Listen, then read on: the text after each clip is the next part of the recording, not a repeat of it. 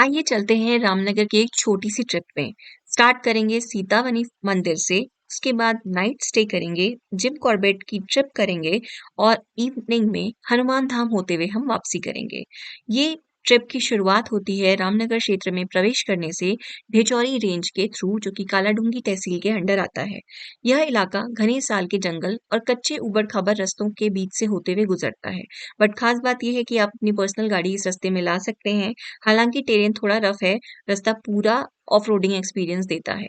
जंगल के बीच से गुजरते हुए इस रास्ते पर चलते हुए आपको एहसास होता है कि आप एक संरक्षित वन क्षेत्र में प्रवेश कर रहे हैं। यह पूरा इलाका सीतावनी फॉरेस्ट रिजर्व कोटा वन क्षेत्र के अंतर्गत आता है, जहां नियंत्रित प्रवेश और पार्किंग की सुविधा उपलब्ध है। यही जंगल मार्ग से होते हुए हम पहुंचते हैं अपने पहले स्थान एंशिएंट टेम्पल, जिसे हम सीतावनी के नाम से जानते हैं। ये एक ऐतिहासिक और पुरातात्विक महत्व का स्थल है जो जिम कॉर्बेट टाइगर रिजर्व की बफर जोन में स्थित है। यहाँ प्राचीन मंदिरों के अवशेष, शिलाखंड और संरचनाएं देखने को मिलती हैं। लोक मान्यताओं के अनुसार माता सीता ने अपने वनवास का कुछ अहम समय यहाँ व्यतीत किया था। मंदिर परिसर में प्रवेश करते ही एक शांति और आध्यात्मिक वातावरण महसूस होता है। सीढ़ियों से नीचे उतरते हमें प्रमुख संरचनाएं देखने को मिलती हैं।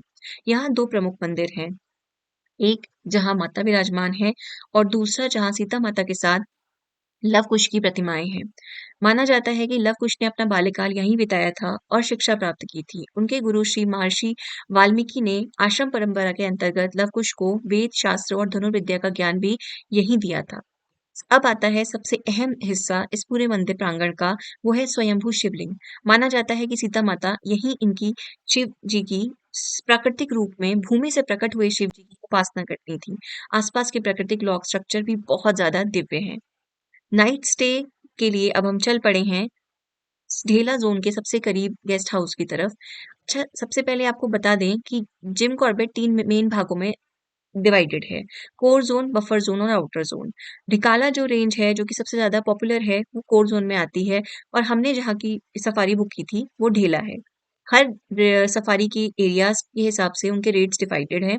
गाइड की अलग से ₹900 फीस है और जिप्सी के चार्जेस हैं ₹3000, जो कि वेरिएबल हो सकते हैं। जब आपकी ऑनलाइन सफारी बुक हो जाए, कंफर्म हो जाए, तभी आप इस सफारी में आ सकते हैं। डेला गेट से एंटर करने के लिए सुबह-सुबह के सफारी को हमने बुक किया था और उसी के अनुरूप 6:30 के टाइमिंग के हिसाब से हम यहाँ अपनी लाइन में रेडी थे एंटर करने के लिए। अब हम पहुँचते हैं जिम कॉर्बेट नेशनल पार्क। ये पार्क न केवल बाघों के लिए प्रसिद्ध है, बल्कि यह भारत के प्रमुख बर्डिंग डेस्टिनेशन में भी गिना जाता है। यहाँ 600 से अधिक पक्षी की प्रजातियां पाई जाती हैं। सफारी के दौरान हमें स्पैरो, गोरैया, eagle, crested serpent, eagle shikra, kingfisher, green bee eater, black drongo, jungle babbler, woodpecker, मोर, हॉर्नबिल जैसे अन्य कई पक्षी देखने को मिले। सुबह के समय इन पक्षियों की कॉलिंग और गतिविधियां जंगल को जीवंत बना देती हैं। इसी दौरान हमें हिरण और कांकड़ भी यहाँ दिखाई दिए। आमतौर पर हिरण खुले क्षेत्रों में झुंड में रहते हैं, जबकि कांकड़ आकार में छोटे होते हैं और घने जंगलों में पाए जाते हैं। सफारी के दौरान हमें एक बहुत इंपॉर्टेंट चीज और दिखी, वो थे बाघ के पंजों के ताजे निशान। उन निशानों को देखते हुए हमने उन्हें फॉलो किया और उम्मीद जगी कि शायद बाघ के दर्शन हो जाएं। लेकिन जंगल का नियम, यहाँ सब कुछ प्रकृति तय करती है। बाघ तो नहीं दिखाई दिया, लेकिन उसकी कॉलिंग की आवाज और पंजे के निशानों से ही हमने अपनी सफारी को कंप्लीट समझ लिया। अब हम चलते हैं अपने अगले पड़ाव की तरफ, जो है हनुमान धाम। हनुमान धाम रामनगर क्षेत्र के प्रमुख आध्यात्मिक केंद्र बनता जा रहा है। मंदिर परिसर में जूते चप्पल उतारने की व्यवस्था से लेकर के प्याऊ की सुविधा, साफ सुथरा वातावरण, सब कुछ उपलब्ध है। मंदिर के भीतर हनुमान जी के विभिन्न स्वरूपों की मूर्तियां स्थापित हैं। यहाँ अंदर फोटोग्राफी करना प्रतिबंधित है और दान राशि केवल निर्धारित काउंटर पर ही देनी होती है। प्रांगण में लेकिन भव्य मूर्तियां हैं। नारंगी रंग के मनोकामना धागे हैं, बांधने के लिए शिवलिंग का स्थान है, दुर्गा माता का मंदिर है, नंदी भगवान की साक्षात प्रतिमा, सब कुछ यहाँ स्थापित है, जो कि एक अलग ही अनुभव देता है।